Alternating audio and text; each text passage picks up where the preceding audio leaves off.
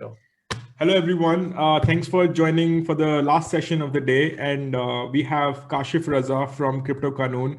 And if you are from this industry and you are from India, I am pretty sure you know about Kashif and his work that he's been doing around crypto regulation in India and keeping all of us informed who pretty much don't get people who don't get time with, reading about regulation. He's the guy to follow on Twitter.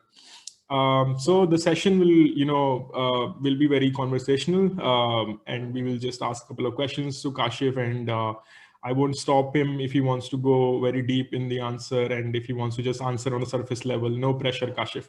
So No, yeah, uh, no problem. I'm here, and you can ask me as many questions as possible, and I'll try to answer them in the best possible way, and try to simplify things rather. yeah, yeah, perfect. So Kashif, my first, I'd like to begin with the all the fear that crypto people involved with crypto, big businesses or small businesses, individuals or professionals, they are all kind of scared right now. They have their crypto in their ledgers. They don't know what to do with. They have come to me time and again, and they're just really worried. To be very honest with you, they are worried what to do with it. Should they leave the country and open a bank account in Singapore and cash that out there and open a bank account, then come back to India?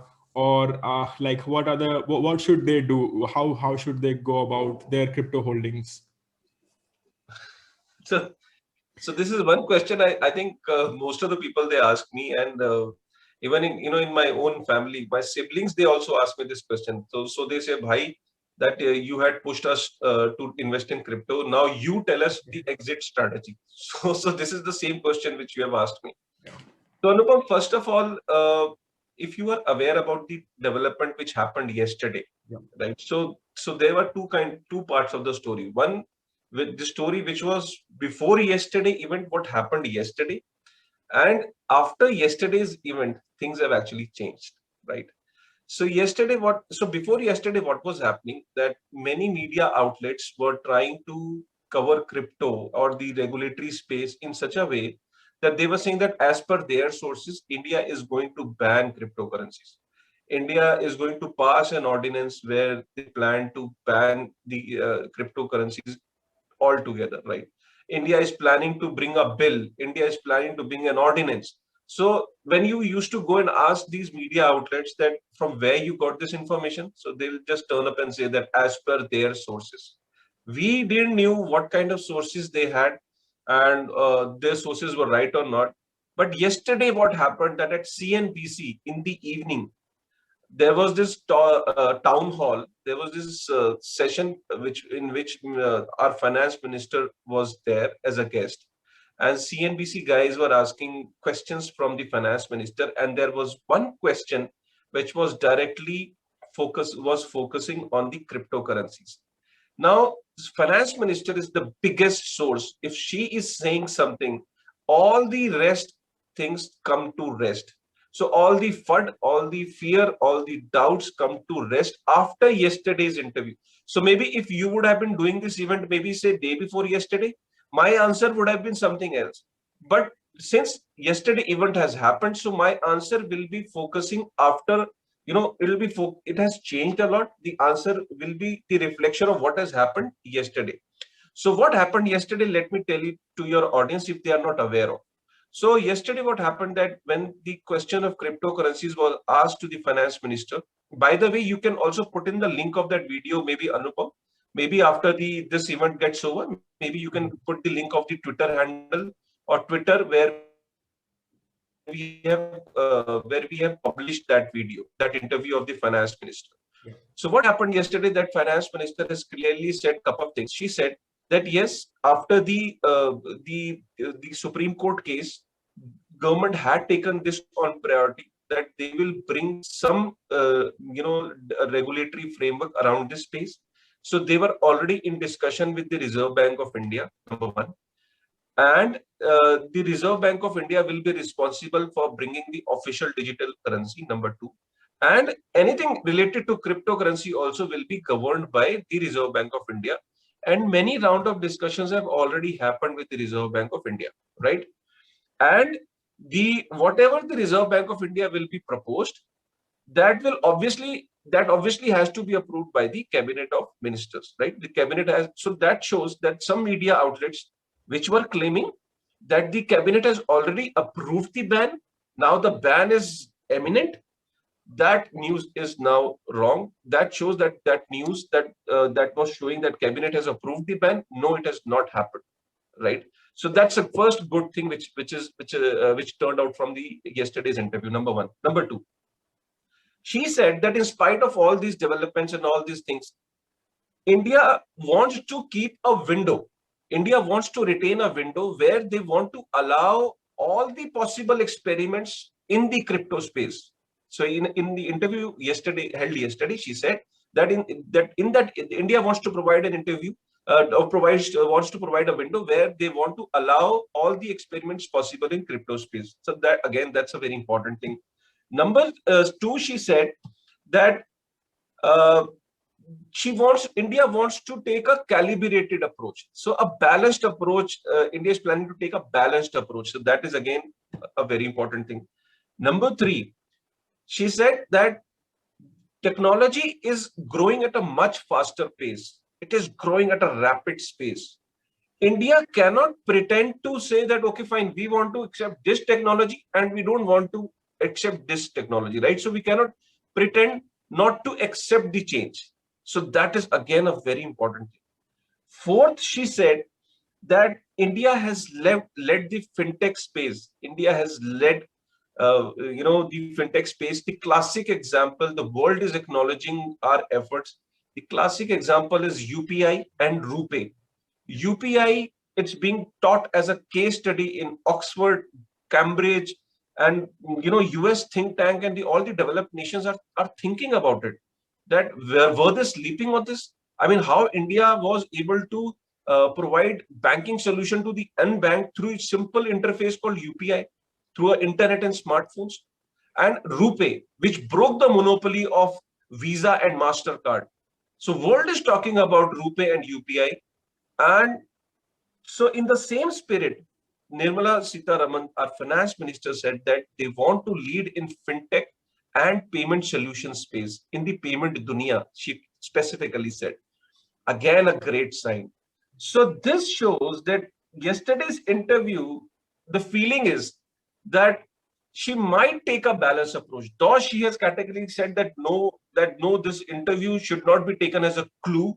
I don't want to give any clue, but Yeah. it seems that there is something going on where they might take a balanced approach, and I think that's a great sign. And I think I want to congratulate each and everyone who is part of this crypto space in India, who's working here. Because, and in spite of the fact that there were so many uncertainties, I mean, even if it is Octaloop or WazirX or crypto influencers or crypto Kanun, everybody who's working in this space, I think they are the ones who should be congratulated, because in spite of all the fear, all the uncertainties, they kept working. They kept their heads high. They kept innovating, and they kept talking about it. Like the kind of event which you are happening right now, that shows that you want the message to go a long way. You want the message to spread the maximum. So that's the whole thing which happened yesterday. So there is not. So your question that people should leave the country, people should send their crypto outside, people should do this. Nothing to fear. Right now, just be there where you are. The only thing which I would like to suggest at this point of time, that obviously still the regulatory clarity is not there. Only even if you're investing in investing, so invest that amount which you can afford to lose till today, right? So you don't have to. So after listening to yesterday's interview, you should not do that.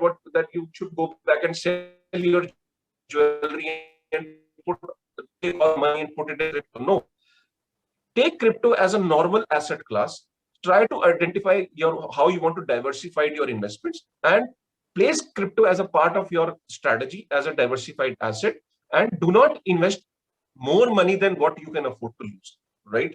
Yeah. So this is my whole this thing, but there is nothing to fear at this very juncture. Right. Um, that's a great answer, Kashif. Thank you for that. And the next follow-up question, which is an obvious follow-up question, is should they be fearful of cashing out their crypto and putting it into their accounts? And if it, I mean, maybe like you said, they don't have anything to fear about, but all the HNIs that who I have interacted with personally, and these guys are the real estate people, and the real estate market was down in 2015-16, so they put their money in crypto, and it has swelled up a lot. So if they cash out in their bank accounts, how should they worry about the taxation? If I mean, they are worried about the taxation. If they decide to sell their ETH and Bitcoin and put it all of the cash in their accounts, tomorrow government comes up saying, yes, this is like 60% tax on crypto gains. Is that something that they should be worried about, or we should be worried about? Okay. So to begin with, first of all, I would like to say a couple of things here. So first of all, high HNIs don't have to worry right now. Uh, right now, it is completely legal and it is completely fair to deal in crypto, right? Number two, after yesterday's interview, it seems that the government might take a balanced or a calibrated approach. Number two. Number three, I have said that that doesn't mean that you sell your other assets or other properties and jewelries and put that money in this space. This space is still risky. This space is still evolving. This space has regulatory challenges as well, and we are still not clear what kind of regulatory aspects might come. But this is for sure that 1 year back we were talking about a 10-year jail.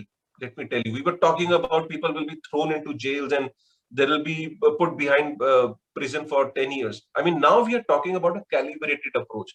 Now we are talking about experimentations. Now we are talking about a window where the government might allow some experiments to happen. And even SC Garg, who proposed a ban on crypto, is saying that government can consider crypto as a commodity or as an asset class like gold, and maybe government can tax, the income generated from it.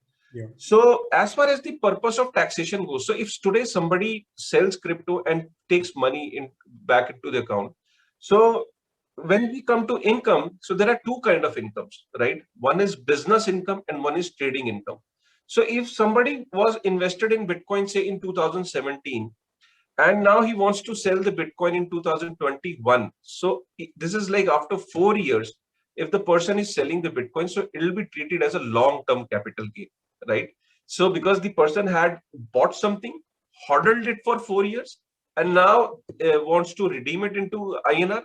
So obviously, once the person sells it and gets money into its account, so that will be treated as a long-term capital gain. So taxation will be, so the income will be treated under the long-term capital gains, and it will be taxed accordingly. But If the sorry to interrupt, Kashif, but there is no way of telling how long I have been holding Bitcoin. Like I can be holding it from yesterday or 5 years earlier. They can't know, right? Okay, Yeah. so they need to so if they are doing it, they must be doing it through an exchange, or they must be maintaining a record of it, right? Right. So suppose I did 20 transaction in 2017. So those have already surpassed 3 years. I might have purchased it in 2019. So those still have 3 years left to be treated as a long-term gain. Now, if I sell it before 3 years, those will be treated as short-term capital gains, right? So that income will fall under the short-term capital gain, right? And after 3 years, if I'm redeeming, that will be treated as a long-term capital gain. And suppose if I'm trading on regular basis, right? I'm trying to at 8 a.m. I bought it, and 10 a.m. I sold it, and I'm doing it on a regular basis. So that will be treated as a business income. So then it will fall under as a business income slab. So first of all, the most important part at this juncture is that first you need to maintain a record of what you are doing, how many transactions you have done. You need to maintain a complete data of that. You need to this is my personal suggestion, that in spite of the fact that the government is not clear about, there are so many things which are not clear right now, but if you are generating income from it, if you are making money out of it, you are making profit out of it, show it in your returns, show it in your returns and pay taxes regularly. I think if this is going to help you in future. And as far as your question that government might come up with a taxation rules, or they might impose taxes on it. So suppose if they come up with a rule from today, so they cannot hold you, Anupam, and say, "Hello, Anupam, come here, pay us taxes from 2017 with a rate of 60%." No. If the rule, if the traffic light is situated is installed on your road in front of your house today, so if you cross that traffic light today, so your challan will be done from today, right? It cannot happen that, Anupam, you crossed this road 5 years back or 2 years back, and then the traffic light was not installed. The traffic police cannot impose you a challan in the past by going back in the past. So you need not worry about it. Even if the rules they come up, even if the new fresh rules they come up after say 1 month, it will be implemented from that date, sir.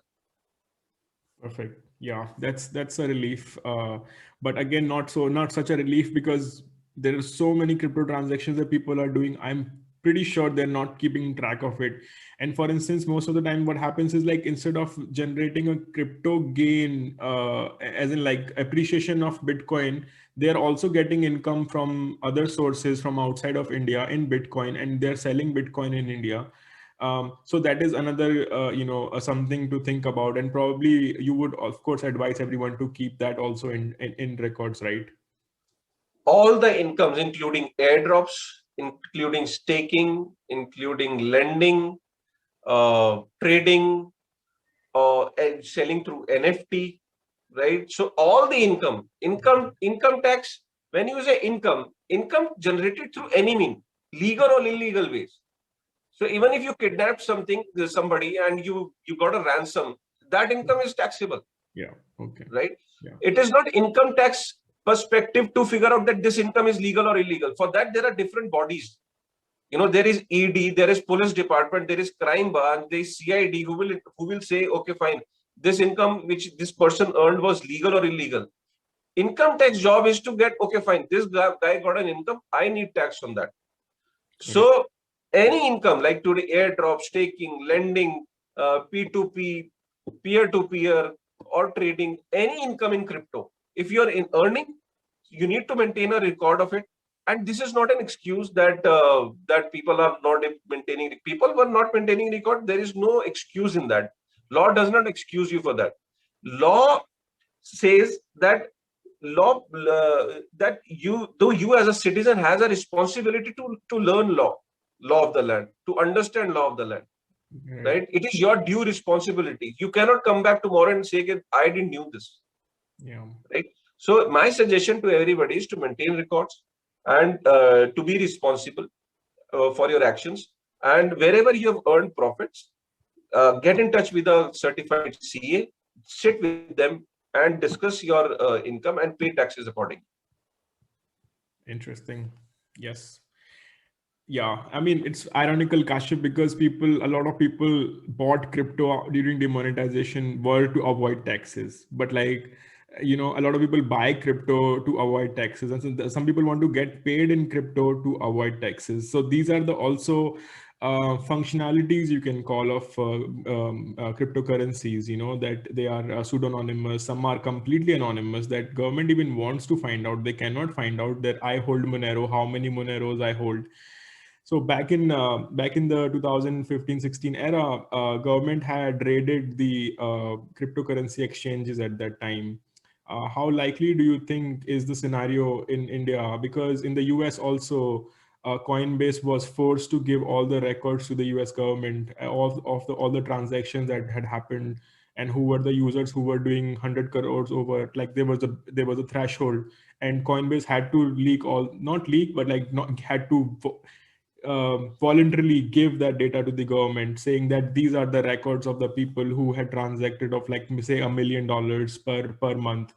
How likely do you think could be that scenario? Because the government has already done that in India. So my answer to this question is that this will happen. So any central agency, any centralized authority will like to understand that the figures are public, right? So whenever government will come up with a regulation, what they'll do, First of all, they'll give they might give a time to disclose your past buying or selling of crypto, what you have done in the past, right? So once you have that in place, then government might ask the crypto exchanges that about the volumes and about those people where or those accounts where it has crossed a threshold limit as in their view, right? So there could be a possibility. Okay.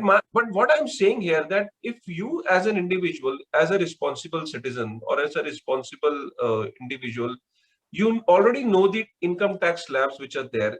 You are confident that you can explain things to the regulator. You are, even in spite of the fact you might not have deposited taxes till today, maybe, but it is not late.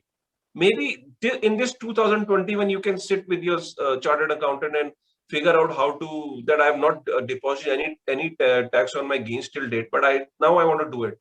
Now I want to do it because tomorrow, say suppose if things get regulated and the regulator comes back and figures out that I have not paid my taxes accordingly. So at that, to avoid that hustle, let's do it today at my own this thing, right? So you are right that government still, there are a lot of cases in the past, because we also have a our law office as well in the name of fintech lawyers. So we do get cases in crypto, and government is already in touch with all the founders of crypto exchanges. So enforcement directorate and taxation department, they already know Nischal, they already know Sumit, and in many meetings, in many cases, these guys, they go to their offices and they try to help them. So that is already happening. That is the reason that government had only somewhere, now I tell you that is the only reason government could have come back with a ban, direct ban, outright ban on exchanges. But they knew that exchanges are the anchor point. Exchanges are the one-stop solution to their queries. So tomorrow, if something happens through crypto, they are able to crack that case easily through these exchanges, right? Because all the exchanges, India is the only country where we only have KYC based exchanges. We do not have a certified OTC. Though OTC work under the cover, OTC work in the unorganized way, but in terms of exchanges, all the exchanges are following the KYC rules. So already these exchanges are helping the regulators. So tomorrow also, if they feel that they want to figure out that, okay, fine, we need to figure out who was doing more than 100 crore worth of trade. So they might do it. There won't be any surprise in that. And legally, CoinDCX and WazirX are not bind in a way that they will not give the records to the government, as in like they are not protected in any way legally. They will if government asks, period. No, they cannot hide anything from the government. And as a ethical business, I mean, which business will hide that information if a regulator asks that? If that business has to sustain in the country for years to come, obviously they'll try and help regulator in the best possible way. But also, like, this is giving our data to the government without our consent. So people do have, so for somebody who really want to so suppose there are who doesn't want to deal on the KYC exchanges, people do have an option of decentralized exchanges. But I don't think so that after regulation, decentralized exchanges will be operating in the country, because I think it will be too high of an ambitious expectation to think that from day one India might allow decentralized exchanges. I don't think so. I think when India will begin with the baby step, the first step would be to allow the existing exchanges, or they might say that, okay, fine, get a license first of all, follow our already AML and KYC policies, and you need to report. You need to act like a banking sector. Today, banking is what, an agent of Reserve Bank of India, and they follow all the rules and guidelines as given by the RBI. So they might follow all those guidelines, and if somebody doesn't like dealing with the KYC based exchanges, they might not have any other option but to deal on decentralized exchanges at their own risk. And I don't know what kind of. But those decentralized exchanges, even if they go through those, they can't get paid in INR, right? So they have to. They can't. Yeah. So for INR, they might go to a cash market, and at that point of time, I'm sure the penalties or the punishment for dealing in cash or a decentralized exchanges might be severe. So I don't know how many people you wouldn't recommend taking that non KYC route to the people. Sorry, you would not recommend people to go through non KYC route? No, absolutely. After the regulatory, suppose the regulation comes up and it clearly defines the rules and how to deal in crypto. I don't think so that any responsible citizen should actually flout those rules or should bypass those rules. If the government has come up with a guideline, and if the government is allowing you to do it in a proper way, in a framework way, in a way that they want you to do it, I think that's the best possible chance and way of doing it. Right. Maybe when government will realize that, okay, fine, it's going fine and the government is benefiting out of it, they might come up with some more stronger and bigger steps. Like they might come up and say, okay, fine, now we are okay with the decentralized exchange, now we are okay with this, now we are okay with this. So first of all, let's hope and let's pray, let's hope that the government should actually come up with something positive, and let's hope that it is beneficial. Because what will happen once the government will allow this thing to prosper or take a baby step, a lot of people, suddenly you will see millions and millions of Indians will jump into this space. Yeah, I can imagine Paytm and all these guys jumping into the bandwagon also. Just imagine the kind of revenue government will earn. As per some estimates, government might earn in the very first year of regulation, government might earn close to 7,500 crores of revenue only from tax, only from GST. Wow. Now think about income tax. Now the third thing is employment generation. There are close to 1 million people who will be directly and indirectly employed in the industry. Right? So just try and see the volumes of which will happen. And now if few people are complaining that no, I wanted to work with decentralized exchanges and all that. So I mean, for them, they might have to figure out their ways, but I will certainly not recommend them the ways. Why? Because if the government is not allowing something, and to bypass that thing is not suitable for them, and it is not suggested at all. Right. Yeah, Kashif, my second last question to you would be, because we are looking at the, like, for the past, all the questions that I asked, we are looking at from a perspective that things are going to be positive. So let's just play devil's advocate and think that, government introduces their CBDC, and since Bitcoin and all the cryptocurrencies are threatening INR, they try to, very in a limited way, try to ban cryptocurrencies and try to push their CBDC to people in a way that this is the cryptocurrency, this is the digital rupee, buy this, trade with this and everything. So in terms of keeping that scenario in mind, what do you think will the likes of CoinDCX and WazirX's step would be, and what should be the step of normal citizens holding crypto will be? I mean, I hope that things work out. I am 100% with you, but since the decision is not out, it could go either way, right? But I'm 100% with you that I hope things work out fine. But what if they don't? What would be, like, in your head, what would be the first, with the coin? Because I was speaking with CoinDCX also yesterday, and they even though they think that things are looking positive, they also have their plan Bs. They also have, going to the courts if things don't work out. They're very clear about this, that they will approach courts if things don't work out. Yeah. So if suppose the worst case scenario is that government does a blanket ban, right, on all the private cryptocurrencies as per them. So private means anything which is not backed by them. So if they come up with that, so what will happen, that obviously the price will crash on the exchange. So price is not determined by the exchanges. So price is a mechanism of a demand and supply. So there will be more sellers and less buyers, or almost negligible buyers. So what will happen? The prices will crash on the exchanges, and there will be huge losses to people who are going to sell through an exchange, right?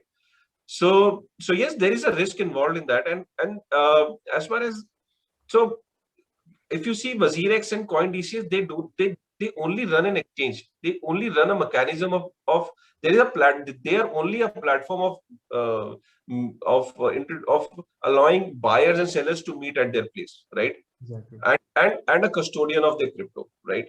So other than that, I mean, definitely after this thing, the price will crash. We had seen earlier as well that the USDT in the international market was trading at 72, 73 rupees, and in India it was trading at what, 62 rupees for one USDT.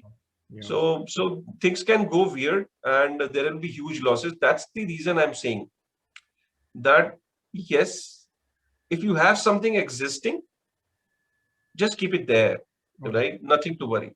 But do not go back home and sell your jewelry and or take a loan and put it in crypto, because otherwise invest only what you can afford to lose. Right. Number one rule in crypto right now.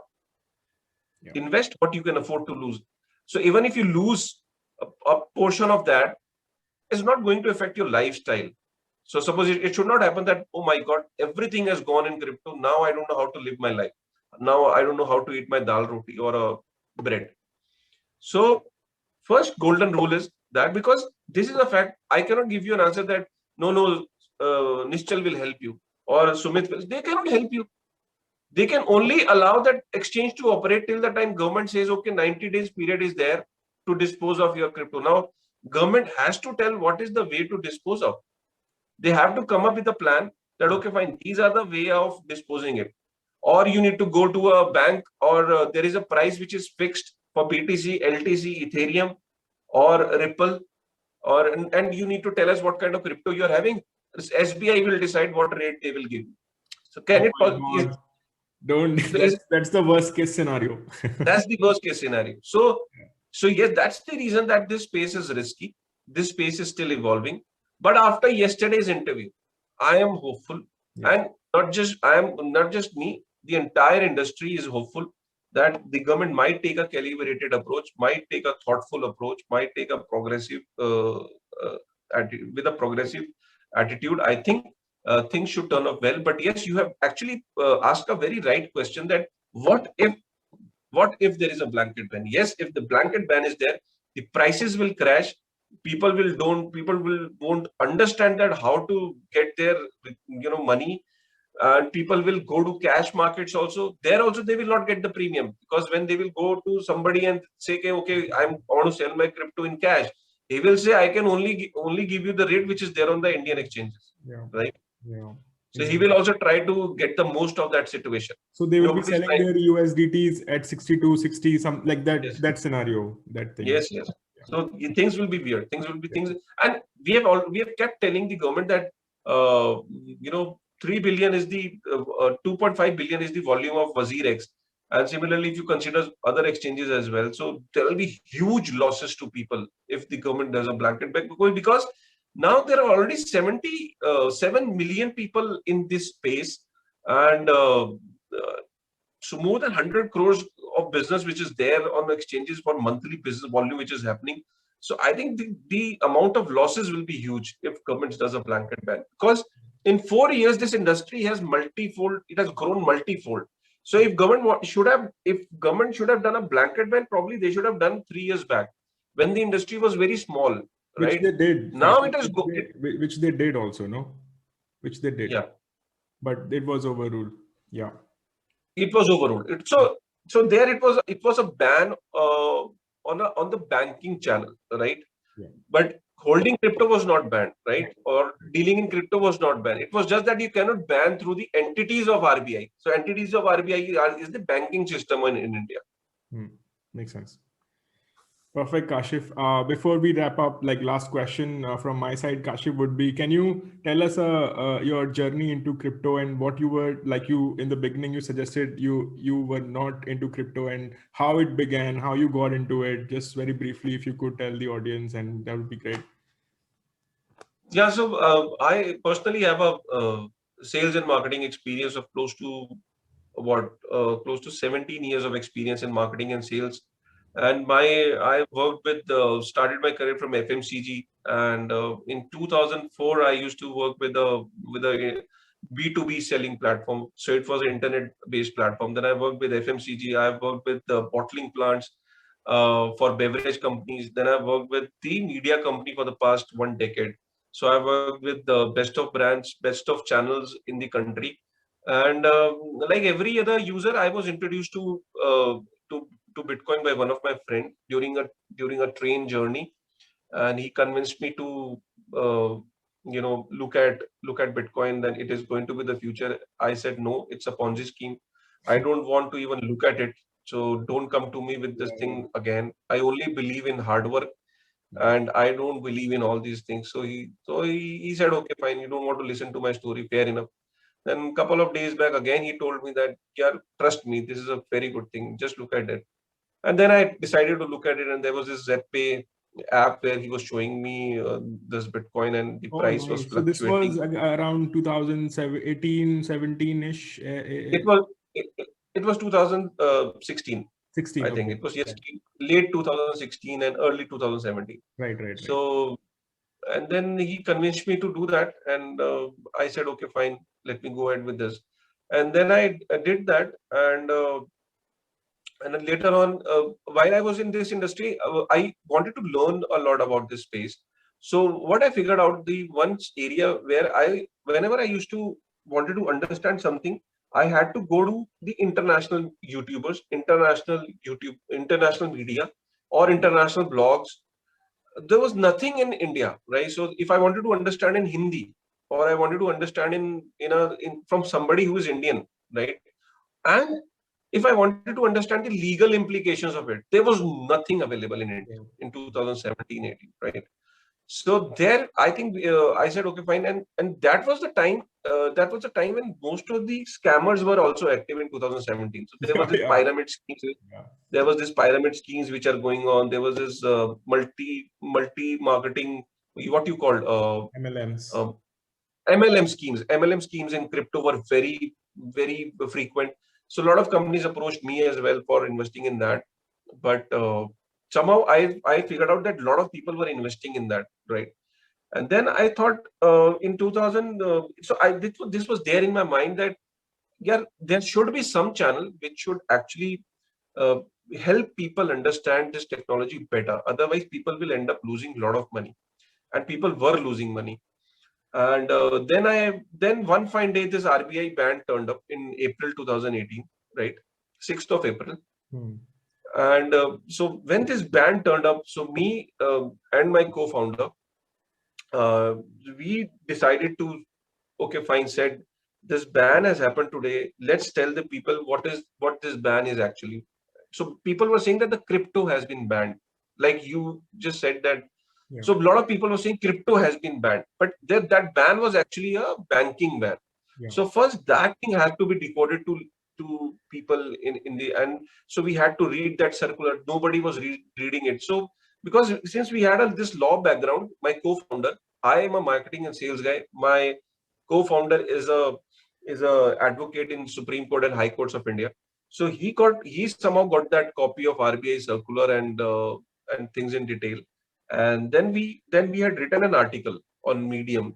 So from there our journey started. So our first platform was Medium. Then we said, yeah, let's publish it on some other platform where people have where it can go to large number of people, or it should reach out to maximum number of people. So we figured out Twitter is the best way of doing it. So yeah. we then on 6th of April itself, we got this Twitter handle in the name of Crypto Qanun, and then we shared this Medium.